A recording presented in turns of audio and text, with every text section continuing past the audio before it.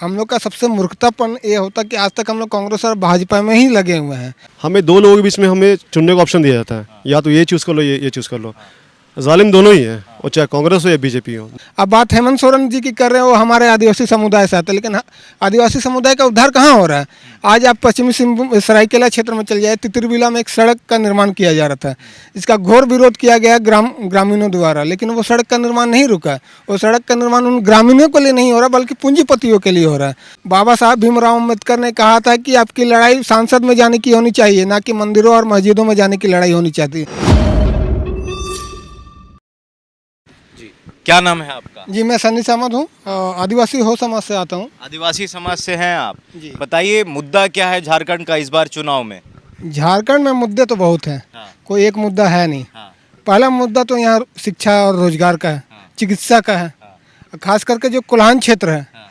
यहाँ हमारे 7 विधायक हैं। जो भी एसटी सीट आता है उसमें 7 विधायक हैं, लेकिन एक भी इस मुद्दे पे काम नहीं करता, इन मुद्दों पे काम नहीं करता। और सबसे ज़्यादा खनिज संपदा जो है कोल्हान क्षेत्र से निकलता, चाहे वो लोह की बात करिए, यूरेनियम की बात करिए, बॉक्साइट की बात करिए, या किसी और लोह की बात करिए, तांबे की बात करिए, सारे कोल्हान क्षेत्र से निकलते हैं।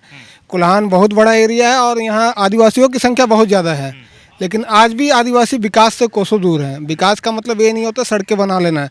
आज जो सड़कें बन भी रहे हैं कोल्हान में, वो सिर्फ उन उद्योगपतियों के लिए बन रहे हैं जिनको वहाँ से खनिज निकालना है। किसी आम आदमी के लिए कभी भी सड़क का निर्माण नहीं किया जाता, ये सच्चाई है, इस पर आपको गौर करनी पड़ेगी। अगर नहीं होता तो आप एक बार पश्चिम सिंहभूम क्षेत्र चल जाइए, जो चाईबासा से बॉक्साइड आता है, आयरन आता है यहाँ से, वहाँ देखिए ट्रकों की भीड़ लगी रहती है, और वहाँ का जो आम आदमी है ना, वो साइकिल से घूमता है।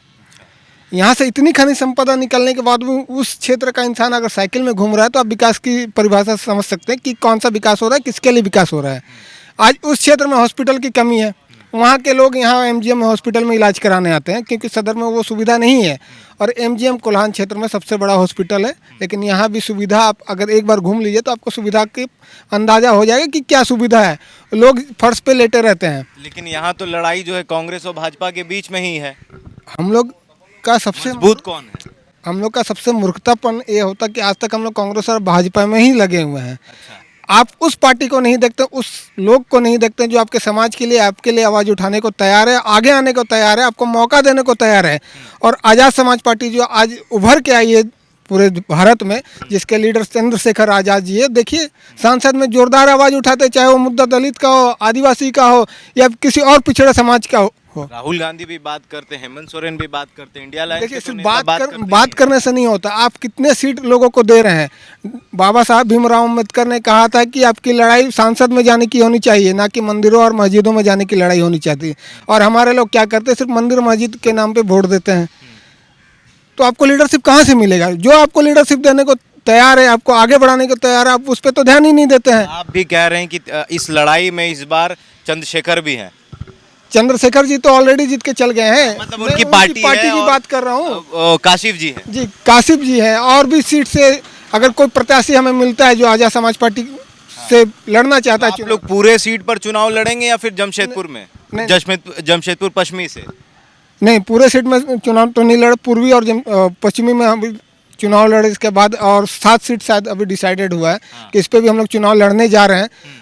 मेन हमारे प्रत्याशी, अगर हमें कोई अच्छा कैंडिडेट मिलता है, हमारा कैंडिडेट किस राजनीतिक पार्टी से नहीं होता, हमारा कैंडिडेट सामाजिक संघर्ष किया हुआ आदमी है, जो लगातार संघर्ष कर रहा है, उनमें से होता है। बाकी लोग तो विधायक उन्हीं को सीट देते हैं, उन्हीं को टिकट देते हैं जिनके पास पूंजी हो, जिनके पास। लंबे समय से हेमंत सोरेन भी मुख्यमंत्री हैं, इंडिया अलायंस के साथ है। अभी देखिए कि पूरे हिंदुस्तान में इंडिया अलायंस ने मिलकर चुनाव लड़ा, अच्छा परफॉर्मेंस रहा। बिहार की बात करिए, उत्तर प्रदेश की बात करिए, झारखंड की बात करिए, तो ये इनसे हटकर आप कैसे इस चुनाव में आगे निकलिएगा? देखिए, बात वही है कि हम मुद्दे की बात करते हैं, हम शिक्षा की बात करते हैं, हम रोजगार की बात करते हैं, हम आपको हर वो नागरिक सुविधा की बात करते हैं जिसका अधिकार आपको मिलना चाहिए और मिल नहीं रहा है। तो हम तो यहीं पर अलग हो गए ना। हम बराबरी का बात करते हैं कि आपको परसेंटेज, आपकी संख्या कितनी है, उस पर हम टिकट देने को तैयार है। इसकी तो बात कोई नहीं करता, अगर करता भी है तो टिकट देता नहीं है। आप देख लीजिए ना कहाँ पर किसको कितना टिकट दिया गया है, किस दलित को टिकट। काशिफ रज़ा इससे पहले भीम आर्मी से पहले, आज़ाद समाज पार्टी से पहले आम आदमी पार्टी में भी रहे, सोशल वर्कर भी रहे, तो क्या रणनीति है उनकी? रणनीति यही है कि लोग जिन मुद्दे पे काम करना चाहते हैं, जिनका सुविधा से वंचित है जो लोग, जिनको बहुत सा ऐसा सुविधा है जिनको मिलता नहीं है लोगों को, चाहे वो रोजगार की बात कर लिए, शिक्षा की बात कर लिए। आज एक ढंग का स्कूल नहीं मिलेगा आपको पश्चिमी विधानसभा में, कोई सरकारी स्कूल, काफ़ी सारे सरकारी स्कूल बंद हो गए। अब बात हेमंत सोरेन जी की कर रहे हैं, वो हमारे आदिवासी समुदाय से आते हैं, लेकिन आदिवासी समुदाय का उद्धार कहाँ हो रहा है? आज आप पश्चिमी सरायकेला क्षेत्र में चल जाए, तितरबिला में एक सड़क का निर्माण किया जा रहा था, इसका घोर विरोध किया गया ग्रामीणों द्वारा, लेकिन वो सड़क का निर्माण नहीं रुका। वो सड़क का निर्माण उन ग्रामीणों के लिए नहीं हो रहा, बल्कि पूंजीपतियों के लिए हो रहा है। तो कहीं ना कहीं हेमंत सोरेन भी तो पूंजीपति को समर्थन दे रहे हैं ना। आप भी यहीं के हैं? जी, मेरा नाम रोहित दीप सिंह है, मैं यहीं से बिलोंग करता हूँ। यहीं से हैं। रोहित जी, क्या है इस बार झारखंड में नया, और क्या क्या माहौल है, किस तरफ हवा जा रही है भाई? देखिए, एक बहुत पहले एक रफ एस्टिमेट हुआ था, जितने मिनरल्स जो है ऑस्ट्रेलिया में पाए जाते हैं उतने ही मिनरल्स हमारे झारखंड में पाए जाते हैं। आप वहाँ के लोगों के देखिए लाइफस्टाइल, यहाँ के लोगों के लाइफस्टाइल देखिए। देखिए, हर एक जगह की जो उनकी खनिज संपदा होती है, उनकी रॉयल्टी उसका हक होता है। आप झारखंड के जो आदिवासी उनको देखिए क्या हाल है उनका। कुछ ऐसे एरिया हैं जहाँ पर उनके तन में कपड़ा नहीं है, तो इतने साल जो है झारखंड अलग हो गया, उसके बाद भी ये हाल है उनका। तो हम चाहते हैं कि जो यहाँ के जो मूल निवासी है उनको हक अधिकार जो है मिलना चाहिए। और SC ST OBC माइनॉरिटी जिनके हक की बात करते हैं हमारे काशिफ भाई, देखिए काशिफ भाई से हम लोग आज से नहीं जुड़े हैं, पिछले 10 साल से जुड़े हैं। वो बैक टू बैक जो इस पहले भीम आर्मी में थे और बहुजन विचारधारा में शुरू से जो है, आम आदमी पार्टी में भी रहे हैं। आम आदमी पार्टी में रहे हैं। पार्टी का तो एक है अलग, लेकिन उनकी जो विचारधारा शुरू से रही है वो SC ST OBC माइनॉरिटी में रही है, तो उसी के लिए वो काम कर रहे हैं।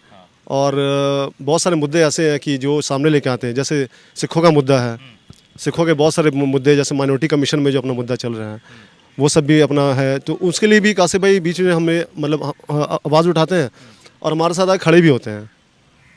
लड़ाई भाजपा कांग्रेस के बीच में रहती है, तो क्या रणनीति होगी, किस तरीके से मुस्लिम वोट उनके पास आएगा, दलित वोट कैसे आएगा? क्योंकि लड़ाई में तो कांग्रेस आगे है अभी। देखिए, ये ना हमेशा हमें मतलब कंफ्यूज किया जाता है। हमें दो लोगों के बीच में हमें चुनने का ऑप्शन दिया जाता है, या तो ये चूज़ कर लो, ये चूज़ कर लो। जालिम दोनों ही हैं, और चाहे कांग्रेस हो या BJP हो, दोनों जालिम हैं। हमें अपनी जो लीडरशिप है खुद खड़ी करनी होगी।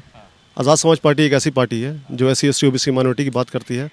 और हमने देखा कि जब से चंद्रशेखर भाई मतलब जब सदन में आने के पहले भी वो हमारे हक की जो बात करते रहे, चाहे पहलवानों का मुद्दा हो, चाहे किसानों का मुद्दा हो, चाहे NRC से अपना CAA उसका मुद्दा हो, तो ये मुद्दा हमेशा उठाते हैं।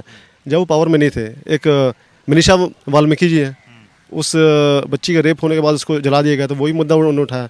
तो बैक टू बैक मुद्दे उठा रहे हैं। अब मुद्दे उठाने के बाद वो सदन में पहुंच गए, सदन में पहुंच के एक संवैधानिक तौर पे उनका जो पावर का यूज़ करते हैं वो मुद्दा उठा रहे हैं। तो सेम हम वही बता रहे हैं कि हमें हमेशा कंफ्यूज रहते हैं, या BJP या कांग्रेस में। हमें आप लोग काशिफ जी हाँ जी, हम उनके साथ जा रहे हैं। देखिए, झारखंड में है और इस बार जो है झारखंड में कुछ अलग देखने के लिए मिल रहा है।